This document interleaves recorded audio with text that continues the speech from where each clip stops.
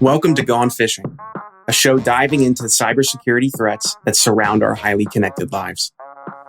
Every human is different. Every person has unique vulnerabilities that expose them to potentially successful social engineering. On this show, we'll discuss human vulnerability and how it relates to unique individuals. I'm Connor Swalm, CEO of Cybersecurity, and welcome to Gone Fishing.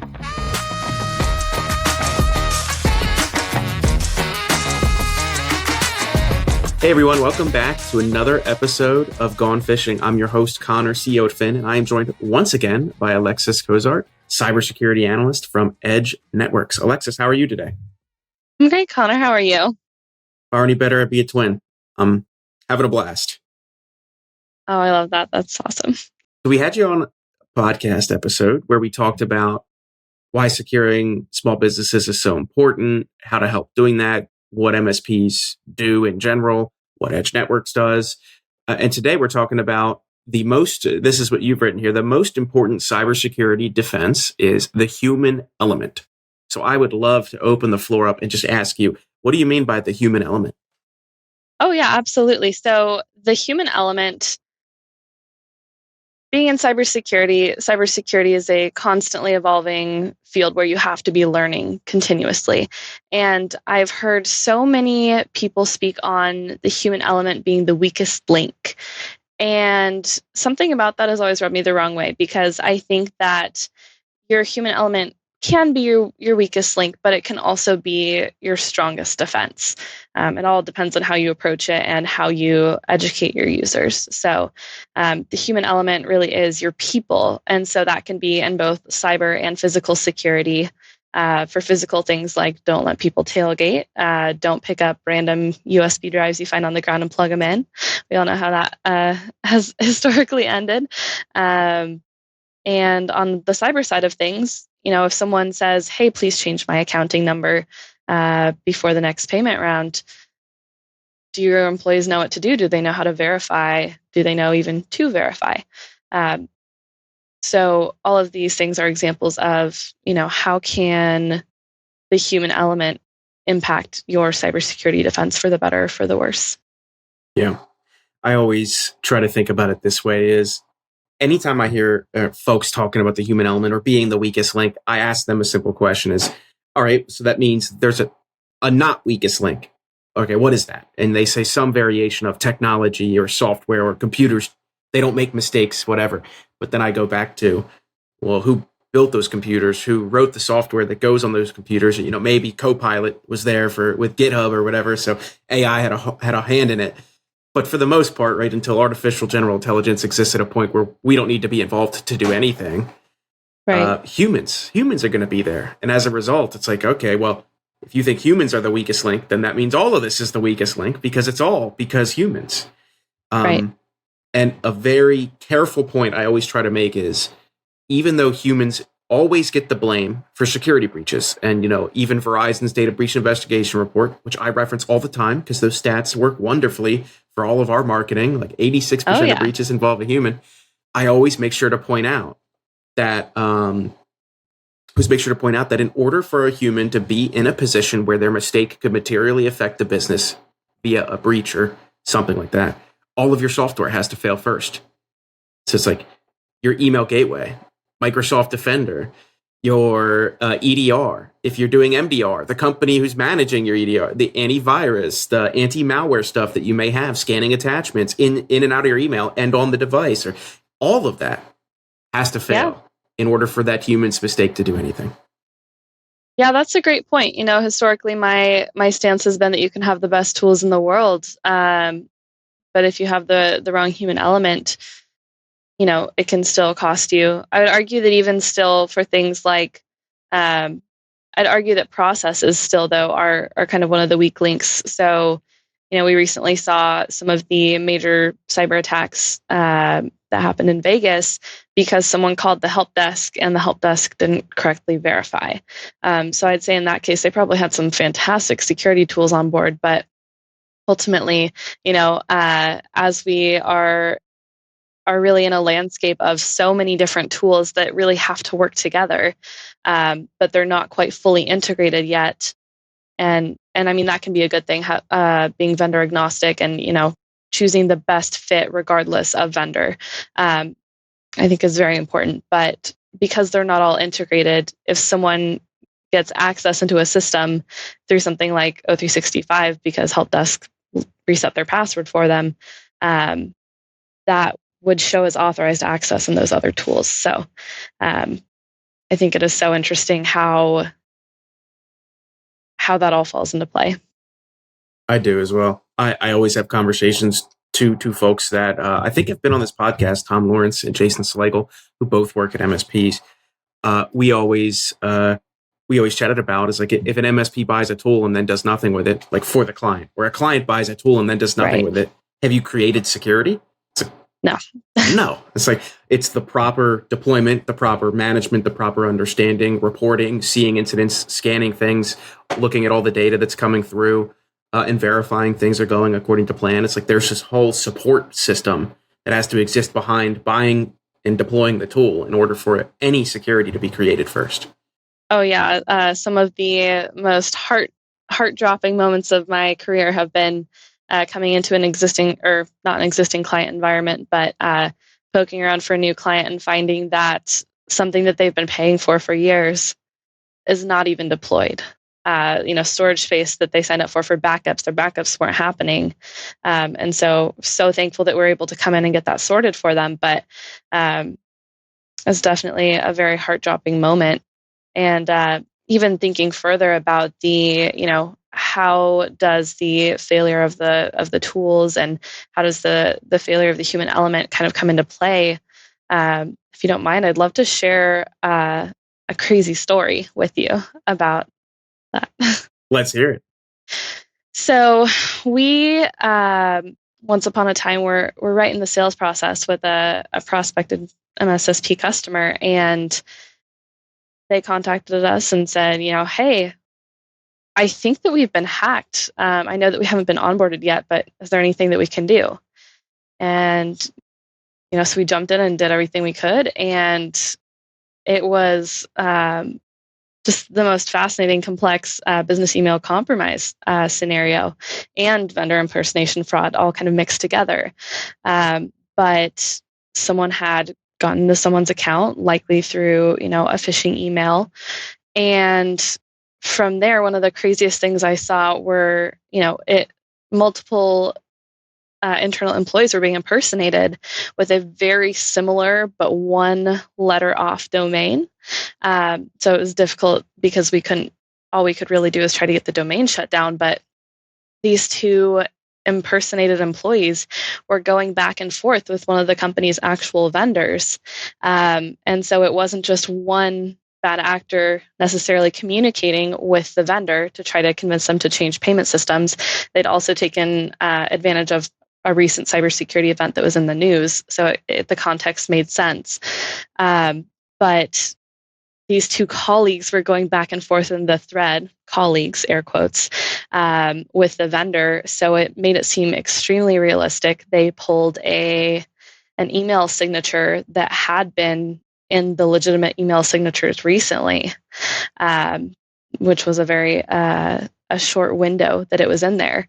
And so they were going back and forth, and one of them even called the vendor, and the vendor was still none the wiser. So, things like business email compromise, where you do get an email from an expected person and the context makes sense because they use something like ChatGPT, they use AI to make the wording fit previous context. And those that are, really in it for more dedicated attempts don't necessarily send those links or attachments that may be flagged by things like Microsoft or other email tools.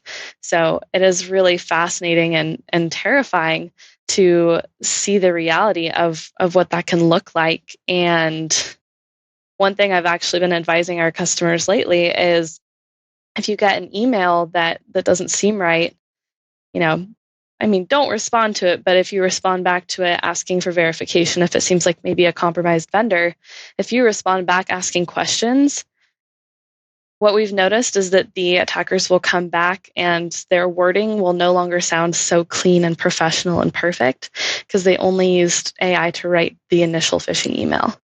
So that's been a really funny thing that we've actually noticed lately.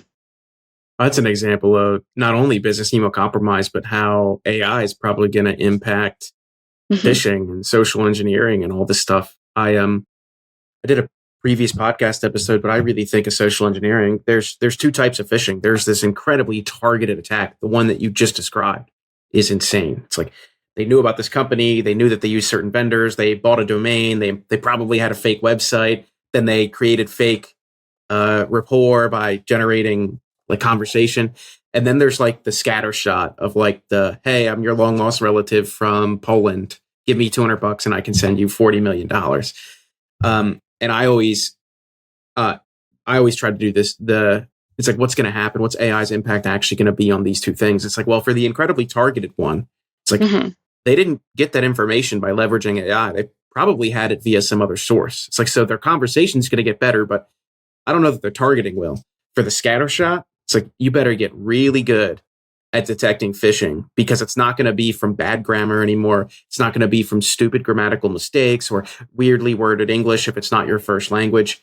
It's going to Right. be perfect. And I actually saw a really good point.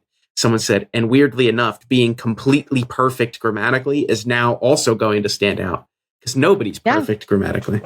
That's so funny. Actually, my significant other yesterday had sent me a message in the middle of the day, and he was asking if he thought that a post from a friend was real or not. And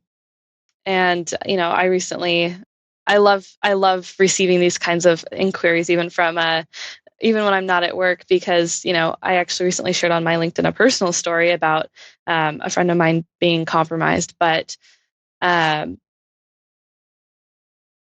exactly what you're saying, what he had noticed. The friend asked, what were the red flags? And the answer was, it seemed too professional to be posted on Facebook. Like, that language was off to me.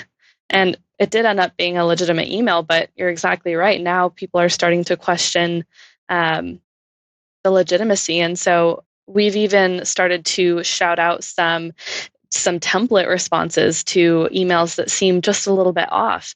So an example could be, hey, so-and-so, due to company policy, I'm not allowed to open unexpected links or attachments. Is this related to our customer and their project about XYZ? Or something similar to that, to just kind of give all of our customers that resource of, oh, well, it seems off, but I maybe don't want to wait and have someone from security verify. I feel maybe a little bit embarrassed reaching out to ask. Maybe I don't want to call them. And so this is the template that we've given. Just question it and explain that for security reasons, I can't open that. And even that's an episode of our security awareness training we sent out months ago that I just thought was so fantastic. Was it made the point of blame it on the company. The company is happy to be the bad guy. Say, my company doesn't allow me to click that until you give me an explanation. And then if the explanation comes back and seems off too, that's your second red flag. So That makes a ton of sense. What kind of strategies do you use or do you think companies should use to build up all of the humans, not just those in the security team? And actually, I've gone through an analogy. I played lacrosse in college, and my coach makes us raise our hand one day. He says, "Raise your hand if you play defense." Only the defenders raise their hand. right. He makes us all run till we puke, and then we come back, and he goes, "Now tell me, who here plays defense?" All of us raise our hand. He goes, "That's right. All of you play defense, just on different sides of the field." So I always make a point to explain to not only security folk, but everyone who's not in security. It's like your place in security is not reviewing alerts in a SOC, but it's Yeah. definitely in reporting incidents that you see or seeing suspicious behavior on your computer or elsewhere and reporting it. So how do you help humans understand where their place in security is and help them, build this human element? Yeah, absolutely. I think a lot of it comes down to how you build the culture. And that's something that is very much one of my passions. Speaking of, it is it's everyone's concern. It's everyone's job. I actually have a shirt that I got in college from my cybersecurity department that says, cybersecurity is everyone's problem. And it's so right. Cybersecurity is everyone's problem.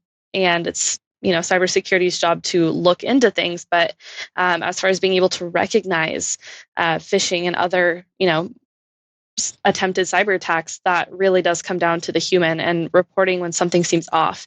I would much rather take a quick look than have to deal with a full-blown incident.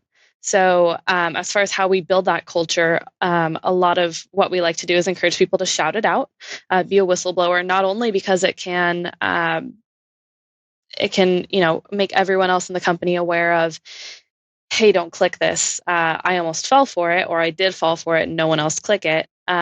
Can be so beneficial, but also because it can be a little bit fun even once you get the hang of it and start even maybe making a little bit of fun of the phishing emails and saying, look at that, they couldn't even use an email address that looked like the actual sender, or sure, I'm definitely going to click that link. It can really facilitate bonding even if you do it right. I think that prioritizing, not punishing people for saying, hey, this is a phishing email, I might have clicked on it, but I realize now that it's phishing, let's report it. I think that encouraging people to speak out and assuring them that they're not going to be in trouble, but just encouraging that conversation, I think goes so far. Yeah, I think that's really wise, is you don't want to punish the behavior that you'd really like to see. And what behavior would we like to see? It's almost like the TSA's see something, say something. Exactly. It's like if your computer mouse is moving on its own and doing weird stuff, report that. And some people even say, see something, do something, especially in cybersecurity. See something, make a ticket. See something, go over to your boss's desk and say, hey, is this the right email or phone number for this person? So I think building that culture and even rewarding when possible might look different for every company, but even just rewarding, hey, we had only one click on our phishing simulations this quarter. That's a huge improvement. Let's celebrate. Can be hugely powerful and make it a really positive thing. Awesome. For folks who wanted to connect with you or Edge Networks, where would you suggest they do that? Yeah, I'll provide everything to be linked in the show notes, but we're on LinkedIn as Edge Networks. Specifically, if you go to my LinkedIn, Alexis Cozart, I love to post a lot of things to kind of help give you some of those tidbits of knowledge and context and stories without additional trainings. So I would love to connect with you there. Awesome. For folks, we will have all of that in the show notes, so feel free to connect with Alexis or Edge Networks. And Alexis, thanks so much for joining me today. I had a blast chatting with you. You as well. Thanks, Connor. Awesome. See you all in the next episode. Thanks so much for tuning in to Gone Phishing. If you want to find out more about high-quality security awareness training campaigns, how to launch them in ways that actually engage employees to change their habits, then check us out, FinSecurity, at finsec.io. That's PHINSEC.io. Or click all of the wonderful links in our show notes. Thanks for fishing with me today, and we'll see you next time.